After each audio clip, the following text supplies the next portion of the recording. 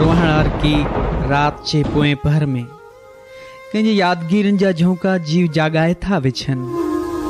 हसरतुनि जी डंड में छिक छोलियूं थी हणे। निमाणनि नेणनि जे कटोरनि मां कोसा लुड़क कतारूं करे गिलड़नि जा ॻोठ पुसायो था छॾी। हा, मां मञा थो रिश्तनि जा ऋण जाॻींदे मां हुनखे विसारे वेठुसि।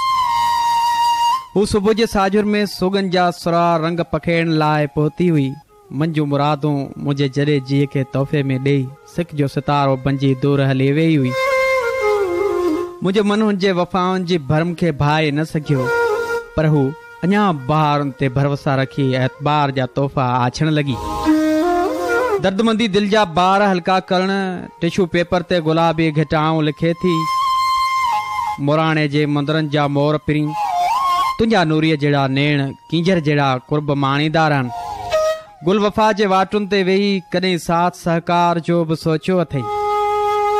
मूं त जीवन भर जूं झोलियूं तोते फिदा करे तुंहिंजे प्यार जी राही थियसि।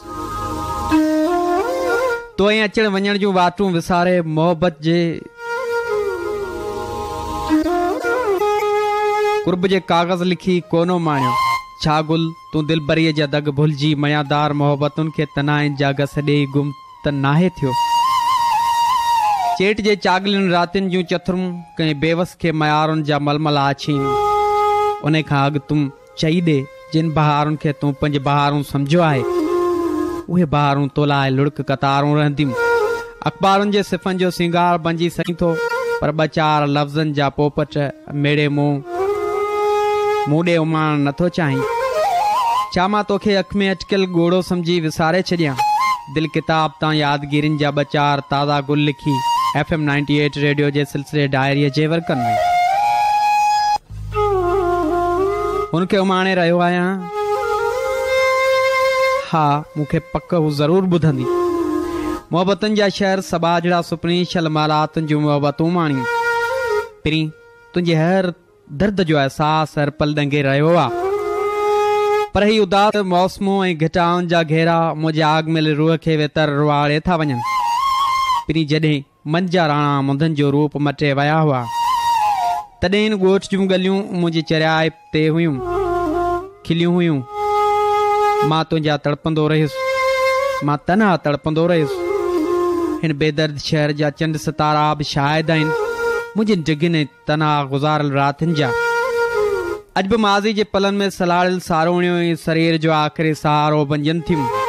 हाणे त ज़िंदगी ख़िज़ां जे भाकुर में लुछंदड़ वण जे वजूद जहिड़ी थी लॻे, जंहिंसां संदसि पननि में बि वफ़ा न कई, पर विसारल वाइदनि कुर्ब जे क़ाइदनि क़ाइम यादगिरियुनि जीअण जे ख्वाबनि खे जोड़ण जा जतन थियूं कनि। यादि अचनि था शफ़क़ लालाण जहिड़ा पल, जॾहिं असां ज़माने जे हालात खां हथ छॾाए प्यार जे राहुनि ते हलण लॻा हुआसीं। हयाती जी हर सुबुह नेण लाइ नई निशानी खणी आयो हो, ऐं हर लहंदड़ सिज राति जे दामन में मोहबतुनि जा मुल महांगा मोती छॾे अखियुनि खे अलविदा चवंदो हो। ख़्यालनि ऐं ख्वाबनि जूं ख़ूबसूरत वादियूं घुमंदे असां इक़रार इज़हार जा अनेक रूप अर्पींदा हुआसीं, पंहिंजे प्यार जा पाछा ॻोल्हींदा हुआसीं। हू भूरनि बादलनि मां लिया पाईंदड़ चंड ऐं गजनि जे टिकनि जहिड़ा ई मुरकंदड़ सितारा अॼु बि उन वक़्त जा वर्क यादि ॾियारीनि था। सावणी रुत जे अलबेली राति जो सुरकंदड़ सदाउनि जा पंध जाॻिया हुआ, पर अलाए छो तक़दीर जी तारीख़ में विछोड़नि जा वेण लिखियलु हुआ।